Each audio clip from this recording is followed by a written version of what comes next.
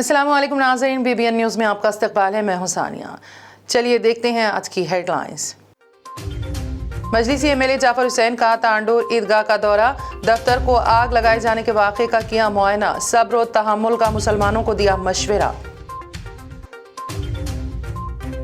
BJP मुल्क को तबाही की तरफ ले जा रही है, अवाम का सही वोट मुल्क को दुरुस्त सिमत देगा, KCR का बयान।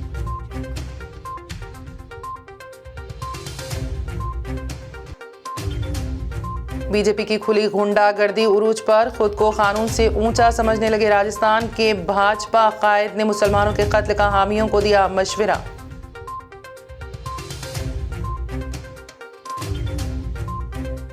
और तुर्की में बस हादसे के इमदादी मुकाम पर दूसरी बस का हादसा, इमदादी कामों में मसरूफ अमला समेत कई हलाक।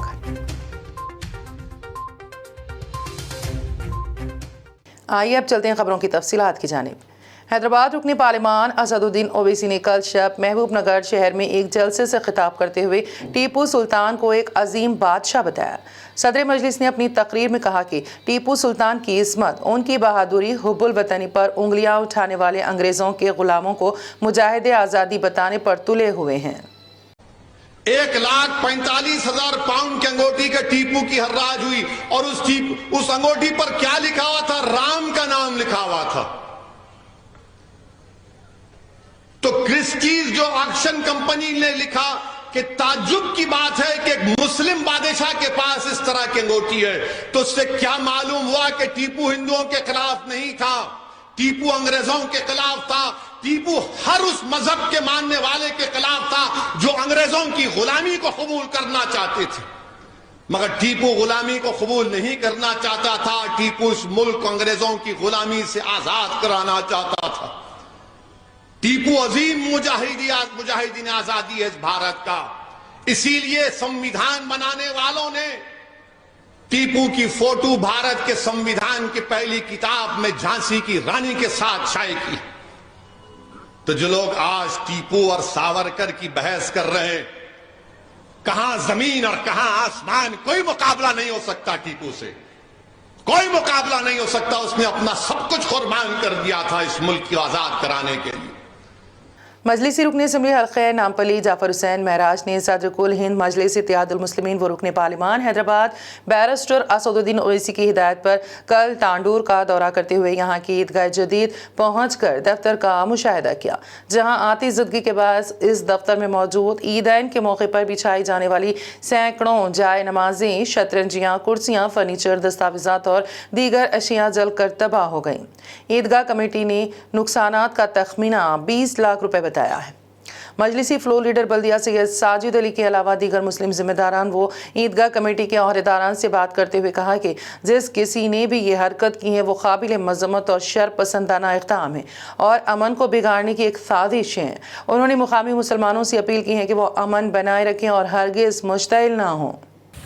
मैं शहर हैदराबाद से तांडूर तशरीफ़ लेकर आया हूँ। मेरा आने का मकसद ये है कि नक़ीब मिल्लत बैरिस्टर असदुद्दीन ओवैसी साहब को तांडूर के हमारी पार्टी के सदर जनाब तकी साहब ने इत्तला दी, हादी साहब ने इत्तला दी कि यहाँ पर एक वाक़या पेश आया है। जो तांडूर की ईदगाह है, ईदगाह के अंदर एक रूम बना था जहाँ पे ईद की नमाज के बाद में मुकम्मिल जानिमाज़ें और जो भी चीज़ होती है, आसा, ऐसे तमाम चीज़ वहाँ पर रखते हैं जिसमें कुरान शरीफ भी मौजूद होती है। तो ईदगाह के सदर साहब को कल जैसे ही इत्तला मिली कि सुबह 7:15 बजे यहाँ पर आग लगी है, तो ईदगाह के सदर साहब ने फौरी DSP साहब को फ़ोन किया और सबको इत्तला दी। आने के बाद में आग को बुझाने की पूरी कोशिश की गई, मगर जब तक कि आग बुझती पूरे के पूरे जानी मास, चांदनियाँ, सबका नुकसान हो गया और ईदगाह के जो रूम का है उसका भी नुकसान हुआ। मुझे उम्मीद है कि चूँकि तेलंगाना की पुलिस अपने आप में एक दावा करती है कि हम अल्हम्दुलिल्लाह नंबर 1 पुलिस है, न सिर्फ यहाँ के मुझे इंस्पेक्टर ऑफ पुलिस, DSP बल्कि SP साहब से भी उम्मीद है, चूँकि जो शर पसंद अनासिर इस तरीक़े से कर रहे हैं, इनका मेन मकसद क्या है? इनका मकसद ये है कि तेलंगाना की फ़िज़ा को ख़राब किस तरीके से किया जाए ताकि हम हिंदू मुस्लिम में कोई एक झगड़ा हो और जिसकी तरफ से इन लोग अपनी सियासी चलाए, मगर हम ऐसा होने नहीं देंगे। जैसा हमारे पार्टी के सदर हादी साहब ने कहा कि आज जो मसला चल रहा है, इस मसले के अंदर हम उलझने वाले नहीं हैं। हम कानून का सहारा लेंगे और हम उम्मीद करते हैं कि यहाँ की पुलिस से कि ये लोग जल्द से जल्द इसकी मुकम्मल इंक्वायरी करके जो भी इसमें मुलविस है, इन्वॉल्व है, उसको जल्द से जल्द पकड़ के कानूनी हिसाब से न सिर्फ सज़ा दिलाएंगे बल्कि आने वाले टाइम पे ऐसे कोई वाक़ये के लिए नहीं होने के लिए भी पूरी तौर के ऊपर मुकम्मल न सिर्फ दिलचस्पी लेंगे बल्कि इसके ऊपर अच्छे से एक होमवर्क करके ये जो सिलसिले चलाने की कोशिश की जा रही है इसकी रोकथाम के लिए भी पूरा हर चीज़ कोशिश करेंगे। रहा दूसरा सवाल, जो यहाँ पर नुकसानात हुए हैं, जिसका यहाँ पे ईदगाह के सदर साहब भी रिक्वेस्ट किए हैं और हमारे पार्टी के सदर हाजी साहब का भी कहना है, तो इंशाअल्लाह ताला मैं इन लोगों को उम्मीद दिला रहा हूँ कि अल्लाह सुब्हानहू व तआला ज़रूर ब ज़रूर हम हमारे पार्टी के प्रेसिडेंट नक़ीब मिल्लत बैरिस्टर असदुद्दीन अवैसी साहब की सदारत के अंदर और हबीब मिल्लत जनाब अकबरुद्दीन अवैसी साहब के क़यादत के अंदर हम इसकी बराबर नुमाइंदगी करेंगे और वक्त आने के ऊपर असम्बली में भी हम बात करेंगे। बात करके हम ये बताएंगे ये जो अच्छा खासा माहौल चल रहा है, किस तरीके से कुछ तंजीमों ने माहौल को ख़राब करने की कोशिश कर रहे हैं, इसके ऊपर अल्हम्दुलिल्लाह मैं तमाम टांडूर के नौजवानों से, बुज़ुर्गों से सबसे अदबन दरख्वास्त करता हूं कि आप लोग सब्र का मुजाहरा करिए। इंशाअल्लाह जो भी कानूनी कार्रवाई है, मैं अभी डीएसपी साहब से भी मुलाकात करने वाला हूं, मैं बात करूंगा और इंशाअल्लाह जल्द से जल्द इसके ऊपर जो भी इसमें इन्वॉल्व है उनको पकड़कर सज़ा दिलाएंगे। जिले नलगुंडा के मनुगुड़ू हल्का असम्बली में कल शाम को मुनक्किदा टीआरएस के अज़ीमुश्शान अवामी जलसे से खिताब करते हुए तेलंगाना के वज़ीर आला के चंद्रशेखर राव ने भारतीय जनता पार्टी की खूब खींचाई की। अपने मुनफरिद लबो लहजे में उन्होंने मोदी हुकूमत को खूब लथाड़ा। वज़ीर आला ने मनुगुड़ू की अवाम पर इस बात का जोर दिया कि वो मुजव्वज़ा ज़िमनी इलेक्शन में बीजेपी का साथ देकर अपना मुस्तक़बिल ख़राब ना कर लें, क्योंकि मुल्क की अवाम इस गलती की बहुत बड़ी सज़ा भुगत रही हैं। ఇలా తెలంగాణ అసెంబ్లీలో ఉండేది 119 మంది ఎమ్మెల్యేలు, అందులో 103 మంది టీఆర్ఎస్, ఇంకో 7 మిత్రపక్షం, 110 మంది, ఇక మిగిలినవి బయట ఉన్నాయి 9 తోకలు. ఈడ మాట్లాడతారు 9 తోకలు, ఆ 9లో 2 పార్టీలు మాట్లాడేటోడు 3 తోకలనోడే, 3 తోకలనోడు 110 తోకలనోని వడగొట్టి ఏకనాథ్ షిండే అని చెప్తాడు. ఏకనాథ్ షిండే ఇది ప్రజాస్వామ్యమా? అహంకారమా? బలుపా? అధికార మదంతో కళ్ళు మూసుకొని పోయినాయా? ఏంది ఇది దేశమా? అరాచకమా? ఎవరిని పడితే వాళ్ళను, ముఖ్యమంత్రులను, పెద్ద పెద్ద వాహనాలు కూడా నీ మీద ఈడీ కేసు పెడతావు. నేను ఈడా బోడా రాబే నేనన్నా. ఈడీ వస్తే నా దగ్గర ఏమన్నా వాడే నాకు సాయం ఆగిపించుకోవాలి. దొంగలు భయపడతారు, లంగలు భయపడతారు, ధర్మంగా ఉన్నోళ్ళు, నిజాయితీగా ఉన్నోళ్ళు ఎందుకు భయపడతారు? దేనికోసం భయపడతారు? నీ మీద ఈడీ పెడతావు. నేను ఈడీ కాకపోతే బోడీ పెట్టుకో, ఏం పీక్కుంటావో పీక్కో. మీరు వినొచ్చు నేను చెప్పినా, ప్రజల కోసం నిలబడే వాళ్ళు, ప్రజల కోసం ఆలోచించే వాళ్ళు, ప్రజల మేలు కోరే వాళ్ళు, పేద ప్రజల కడుపు నిండా బుక్కడి అన్నం దొరకాలనే వాళ్ళు నీకు భయపడరు. మోడీ, నువ్వు గోకినా గోకకున్నా నేను నిన్ను గోకుతా అని చెప్పిన. నేను ఇది దేశం ఎవరి అయ్యే సొత్తు కాదు, ఇది రాచరిక వ్యవస్థ కాదు. నీ గుండాగిరి, నీ దుర్మార్గం, నీ మోసకారి విషయాలు ప్రజల్నే బెదిరిస్తాం. నిన్నగాక మొన్న తమిళనాడులో ముఖ్యమంత్రి గెలిచిండు, 2/3 మెజార్టీతో గెలిచిండు. 6 నెలల లోపల ఆడ గవర్నమెంట్ పడగొడతా అంటాడు. బెంగాల్లో మమతా బెనర్జీ గెలిచింది నిన్నగాక మొన్న. బెంగాల్ చరిత్రలోనే అత్యధిక ఎమ్మెల్యేలతో గెలిచింది. ఆడపోయి నిన్ను పడగొడతా అంటారు. అది నిన్ను పడగొట్టడం వాళ్ళు లేడనుకుంటున్నావా? నిన్ను పడగొట్టడానికి నీకు వేరే శత్రువు అవసరం లేదు. నరేంద్ర మోడీ, నీ అహంకారం నీ గర్వమే నీ శత్రువు అవుతుంది. ప్రజాస్వామ్యాన్ని అపహాస్యం చేసే ప్రజా వ్యతిరేక విధానాలే నీకు శత్రువు అవుతాయి. ఇలా పెద్ద పెద్ద బొమ్మలు పెట్టినరు. ఎందుకు మా నీళ్ళ వాటా ఇయ్యనందుకే కొడుకొత్తనవా? సమాధానం చెప్పు బిడ్డ అమిత్ షా. ఏం కారణమో చెప్పు. నీ బొమ్మలు కాదు మాకు కావాల్సింది, నీ బొమ్మలు మత్తుగా చూసినాం మేము. నీ తాత జేజమ్మ బొమ్మలు కూడా చూసినాం మేము. కొట్లాడు తెలంగాణ కొత్త కాదు. కొట్లాట మొదలు పెడితే యాందాకైనా సరే కొట్లాడతాం. ఎందుకు కృష్ణా జలాలలో మా వాటా తెలుస్తలేరు? 8 ఏండ్ల మొన్న 15 ఆగస్టు నాడు ప్రధానమంత్రి మాట్లాడితే మైకులు వలిగిపోయినాయి. ఒక్క మంచి మాట అని ఉన్నదా? దయచేసి నేను డిమాండ్ చేస్తా ఉన్న కేంద్ర హోంమంత్రిని, మీ కేంద్ర ప్రభుత్వం పాలసీ ఏందో, కృష్ణా జలాల వాటా మీరు ఎందుకు తేలుస్తలేరో, మీ దద్దమ్మ చేతగాని తనమేందో చెప్పాలి మునుగోళ్ళు అని చెప్పి నేను డిమాండ్ చేస్తా ఉన్నా. చెప్పరు, ఏది అడిగినా చెప్పరు. మొన్న రాష్ట్రపతి ఎన్నిక జరిగినప్పుడు కూడా ఒక 20 క్వశ్చన్లు అడిగిన నేను, ఒక్కదానికి కూడా సమాధానం లేదు. हैदराबाद के पुराना शहर इलाके में एक और कत्ल की वारदात पेश आई। चंद्रायनगुट्टा पुलिस स्टेशन हुदूद में कल रात देर गए एक नौजवान का बेरहमाना अंदाज में कत्ल हुआ है। अब्दुल रहमान और शेख अबू बकर, 2 नौजवानों के दरमियान किसी बात को लेकर झगड़ा चल रहा था। इस बिना रात देर गए दोनों के बीच बहस और तकरार के बाद मुलजिम अब्दुल रहमान ने अपनी चाकू घोंप कर अबू बकर अमूदी का कत्ल कर दिया। पुलिस इस सिलसिले में तहकीकात कर रही है। ये अब्दुल रहमान और शेख अबू बकर आमोदी दोनों के बीच में कुछ पुराने मसले थे। वो लोग जो है सो आज यहाँ पर बैठ के बात करने के लिए आए। दोनों में कुछ झगड़ा हुआ। ये अब्दुल रहमान जो है सो चाकू लेके उनको भोगे और उस सिलसिले में उनके वालिद साहब से, ये अबू बकर के वालिद साहब से कंप्लेंट लेके उस पर हम तहकीकात कर रहे हैं। दोनों के बीच में क्या मसला था, क्या झगड़ा था, हम तहकीकात कर रहे हैं। ये 12-12:30 के बाद में हुआ। ये दिल्ली के deputy chief minister Manish Sisodia के अतराफ घेरा तंग हो रहा है।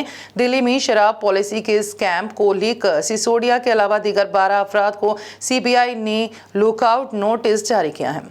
उन तमाम अफराद को यह हिदायत भी दी गई है कि वो दिल्ली छोड़कर कहीं ना जाएं। मनीष सिसोदिया पर दिल्ली में एक्साइज पॉलिसी के जरिए करोड़ों रुपयों के गबन का इल्ज़ाम है।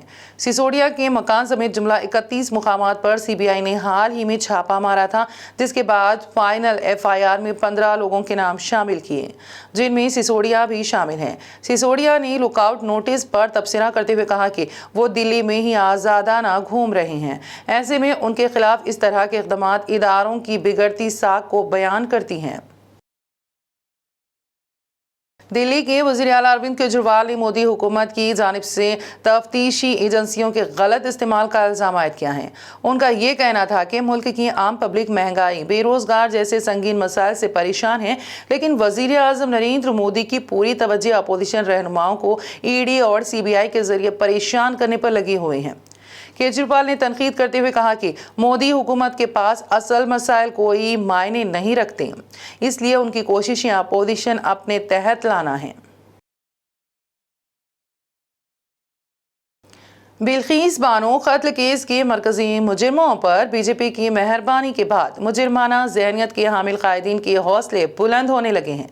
राजस्थान के बीजेपी कायद ज्ञानदेव आहूजा ने खुलेआम अपने हामियों को यह मशवरा दिया है कि वो गाय की स्मगलिंग करने वालों का बेखौफ होकर कत्ल करें।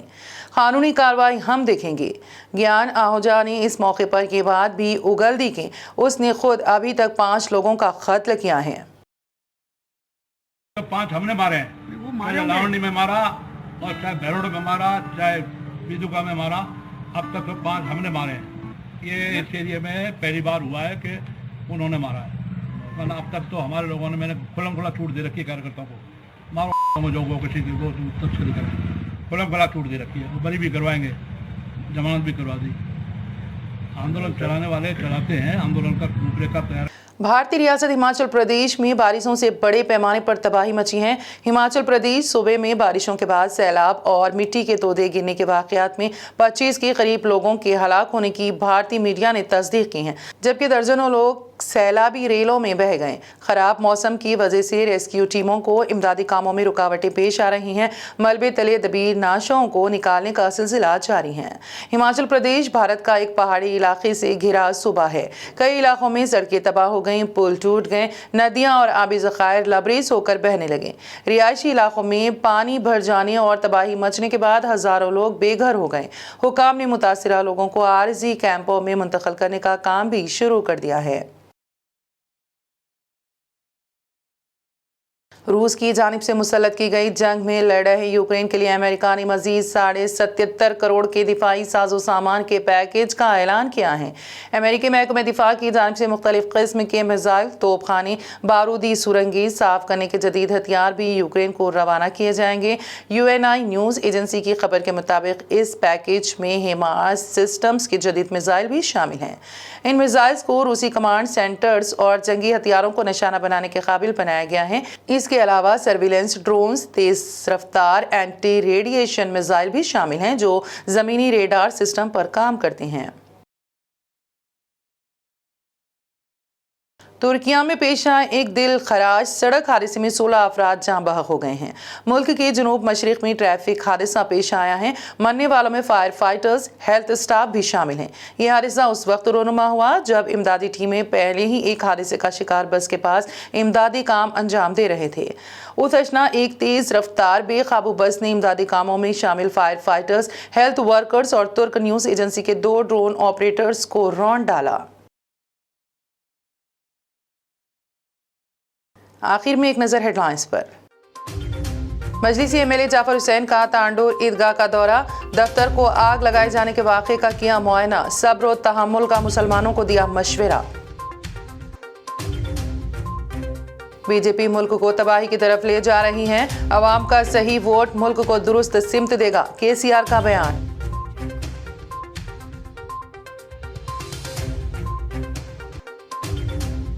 बीजेपी की खुली गुंडागर्दी उरूज पर, खुद को कानून से ऊंचा समझने लगे राजस्थान के भाजपा कायद ने मुसलमानों के कत्ल का हामियों को दिया मशवरा।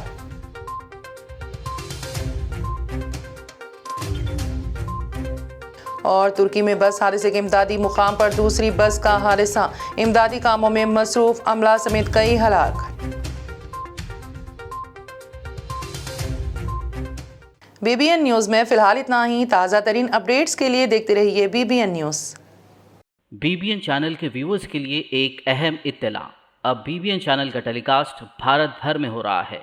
हमारे व्यूअर्स भारत में कहीं भी टीवी पर अब BBN चैनल देख सकते हैं। स्क्रीन पर BBN चैनल की टेलीकास्ट डिटेल्स दस्तयाब हैं। इसके अलावा भारत भर में किसी भी एरिया में अगर आप BBN चैनल देखना चाहते हैं तो आप अपने केबल ऑपरेटर को इसके लिए कह सकते हैं। आपकी डिमांड पर वो ज़रूर BBN चैनल टेलीकास्ट करेंगे, क्योंकि BBN एक फ्री टू एयर चैनल है। इसके लिए आपको सिर्फ हमारे दिए गए नंबर पर केबल ऑपरेटर से कॉल या व्हाट्सएप पर मैसेज करवाना है। हम आपके केबल ऑपरेटर तक BBN चैनल पहुंचा देंगे, जिससे वो आपके एरिया में टेलीकास्ट कर सकते हैं। इसके लिए चैनल की हमारी पूरी टीम लगातार काम कर रही है ताकि आप तक BBN चैनल को पहुंचाया जाए। इसके अलावा BBN चैनल को भारत भर में रिपोर्टर्स की ज़रूरत है। अगर आप सहाफ़ी हैं और BBN चैनल से जुड़ना चाहते हैं तो आप भी दिए गए नंबर पर रब्त कर सकते हैं।